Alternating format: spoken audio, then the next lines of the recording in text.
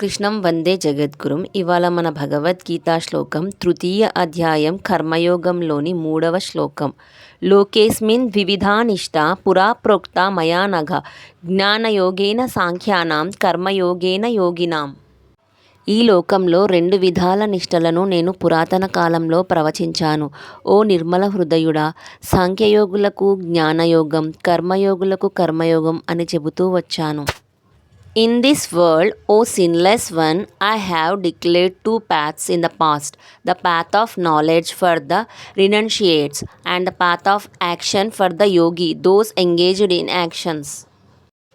ఈ శ్లోకం నుంచి మనం తెలుసుకోవాల్సిన విషయం, జ్ఞానాన్ని ఆశ్రయించి త్యాగ మార్గంలో నడిచేవారికి జ్ఞానయోగం ఉత్తమ మార్గం అని, కర్తవ్య బుద్ధితో కార్యం చేస్తూనే ఆధ్యాత్మికంగా ఎదగదలిచిన వారికి కర్మయోగం ఉత్తమమైన మార్గం అని.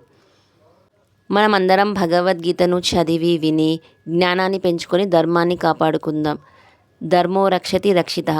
జై భగవద్గీత. జై శ్రీకృష్ణ. జై హింద్.